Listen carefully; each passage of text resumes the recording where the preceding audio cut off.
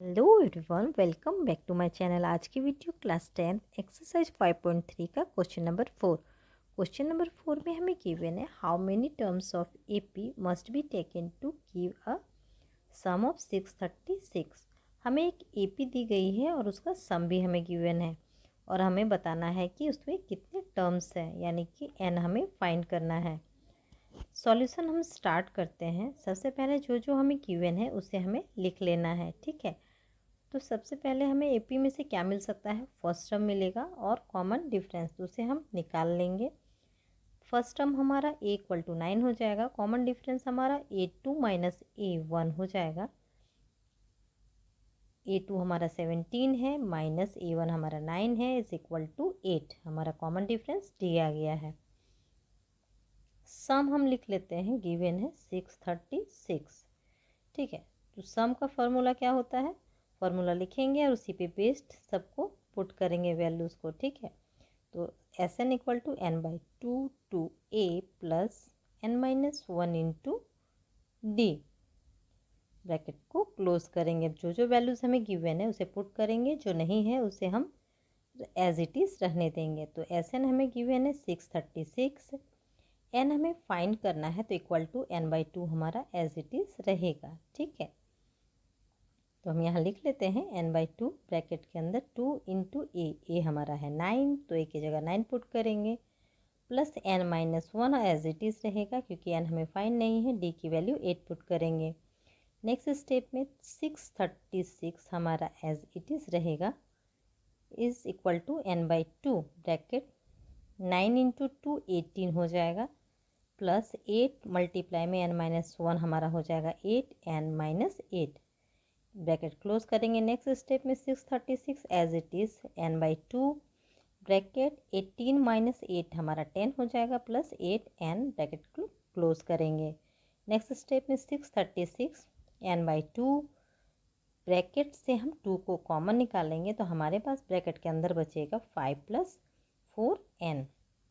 2 से 2 को कैंसिल करेंगे तो हमारे पास आ जाएगा 636 इज इक्वल टू 5 से एन को मल्टीप्लाई करेंगे 5n प्लस 4n को मल्टीप्लाई करेंगे एन से, तो हमारे पास आ जाएगा 4n स्क्वायर, ठीक है। तो यहाँ से हमारा एक क्वाड्रेटिक इक्वेशन बनेगा। 636 को हम एक साइड उस साइड ले जाएंगे तो सबको 4n स्क्वायर प्लस 5n और 636 दूसरे साइड जाके उसका साइन जो है वो चेंज हो जाएगा, माइनस 636 इज इक्वल टू 0।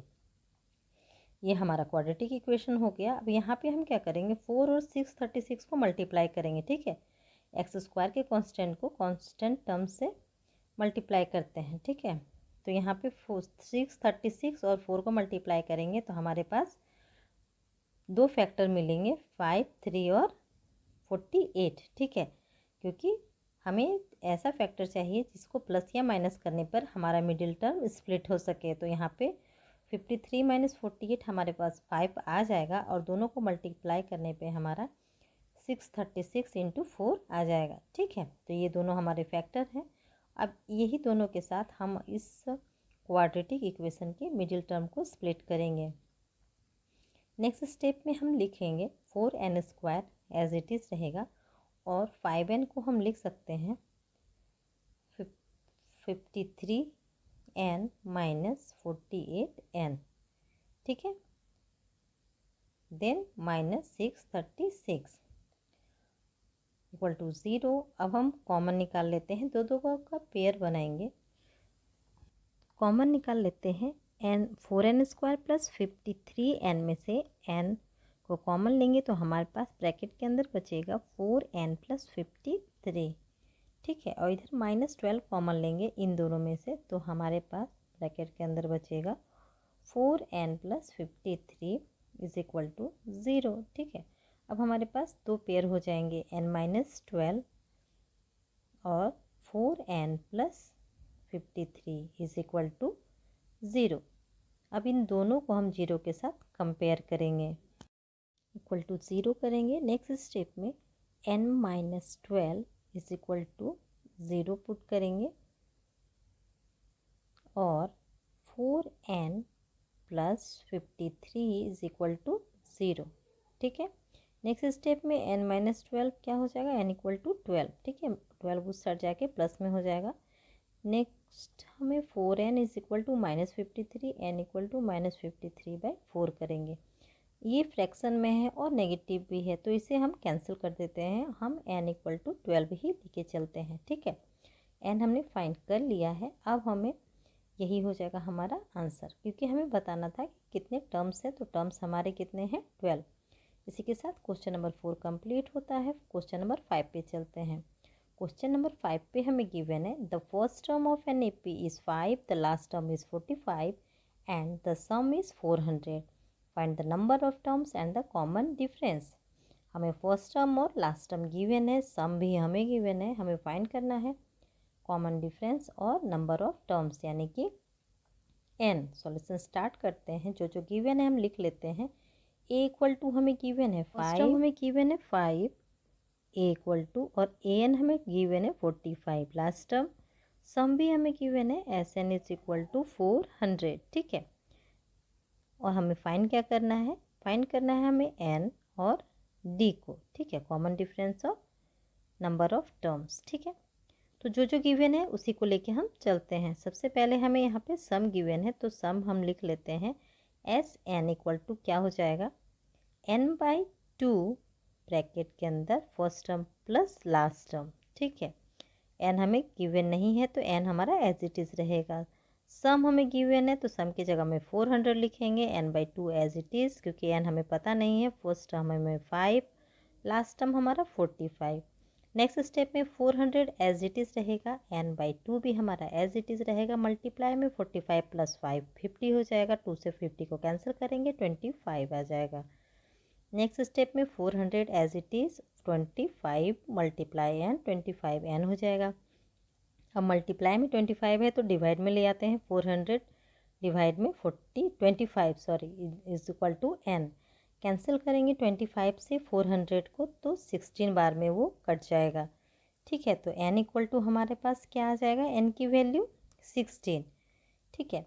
तो नंबर ऑफ टर्म्स हमारा आ गया है 16, n की वैल्यू हमने फाइंड कर ली है। नेक्स्ट हमें फाइंड करना है कॉमन डिफरेंस, ठीक है। तो यहाँ पे ए एन इक्वल टू क्या हो जाएगा, ए एन लेके चलते हैं। A n equal to a plus n minus 1 into d होता है, ठीक है। फार्मूला हम लिख लेते हैं पहले, और जो जो उस पर वैल्यूज़ हमें पता है उसको उस पर पुट करेंगे। ए एन की वैल्यू हमें गिवन है 45, ए भी हमें गिवन है 5 प्लस एन, एन हमने अभी फाइंड किया है 16 माइनस 1 हो जाएगा। डी हमें फाइंड करना है तो डी हमारा एज इट इज़ रहेगा। 45 5 को इस साइड ले आते हैं, माइनस में 5 हो जाएगा, इक्वल टू 16 माइनस 1 15 इंटू में डी। 45 माइनस 40 हो जाएगा, इक्वल टू 15 डी। अब डी के साथ मल्टीप्लाई में है 15 तो डिवाइड में आ जाएगा, 14/15 is equal to D.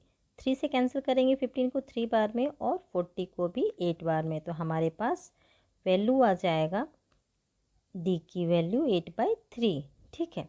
Common difference हमारे पास आ गई है 8/3। हमें फाइंड करना था एन और डी, दोनों हमें मिल गए हैं। एन इक्वल टू 16 और डी इक्वल टू 8/3, यही दोनों हमारे आंसर्स हैं। इसी के साथ क्वेश्चन नंबर 5 कंप्लीट होता है। मूव करते हैं क्वेश्चन नंबर 6 पे। क्वेश्चन नंबर 6 में हमें गिवन है the first and the last term of an AP is 17, 335 respectively. If the common difference is 9, how many terms are there? What is their sum? हमें first term last term given है, common difference भी हमें given है, हमें N और सम S M को find करना है, ठीक है। सॉल्यूशन स्टार्ट करते हैं। जो जो गिवन है पहले हम लिख लेते हैं। ए हमारे गिवन है 17, ए एन हमारा गिवन है 350 और डी हमारा गिवन है 9, ठीक है। ये सब हमें गिवन है। फाइंड क्या करना है, एन हमें फाइंड करना है और एस एन को फाइंड करना है, ठीक है। जो गिवन है उसको हम लेके चलते हैं। एन क्या हो जाएगा, a plus n minus 1 into d, ठीक है। सारे वैल्यूज़ को पुट करेंगे। ए एन हमारा कितना गिवन है 350 इज इक्वल टू ए हमारा 17 प्लस एन हमें नहीं पता तो एन एज इट इज़ रहेगा -1 इंटू डी हमारा 9। नेक्स्ट स्टेप में 350 माइनस 17 इज इक्वल टू 9 को मल्टीप्लाई करेंगे n माइनस 1 से, तो 9n माइनस 9, ठीक है। अब 350 में से 17 माइनस करेंगे तो आ जाएगा 333। अब 9 जो प्लस में है माइनस में है वो इस साइड आके प्लस में हो जाएगा, देन 9n। ठीक है, ऐड कर लेते हैं। 333 प्लस 9 हमारे पास आ जाएगा 342 इज इक्वल टू 9n। अब 9n के साथ मल्टीप्लाई में है तो डिवाइड में आ जाएगा। 342 डिवाइड में 9 is equal to n। n से 342 को कैंसिल करेंगे तो हमारे पास आ जाएगा 38। ठीक है, तो n की वैल्यू हमारे पास आ जाएगी 38 और हमें फाइंड करना था हाउ मेनी टर्म्स, यानी कि हमारे पास कितने टर्म्स हो जाएंगे 38। तो ये हमारा एक और आंसर हो जाएगा 38। नेक्स्ट स्टेप में हमें सम फाइंड करना है। ठीक है, नेक्स्ट स्टेप में सम फाइंड कर लेते हैं। Sn equal to n/2 first term plus last term. ठीक है, तो सम हमें फाइंड करना है, तो सम हमारा एज इट इज़ रहेगा। n हमारा 38 है तो n की जगह पे 38 पुट करेंगे, डिवाइड में 2। फर्स्ट टर्म हमारा 17 प्लस लास्ट टर्म हमारा 350। ठीक है, सारे वैल्यूज पुट कर लिए। नेक्स्ट स्टेप में s 38 और 2 से 38 को कैंसिल करेंगे तो हमारे पास आ जाएगा 19 इंटू में 350 इंटू 350 प्लस 17 आ जाएगा 367। नेक्स्ट स्टेप में सम हमारा 367 मल्टीप्लाई में 19 आ जाएगा 6973। ये आ गया हमारा सम। यही हो जाएगा हमारा क्वेश्चन नंबर 6 का आंसर। इसी के साथ क्वेश्चन नंबर 6 कंप्लीट होता है। क्वेश्चन नंबर 7 पे चलते हैं।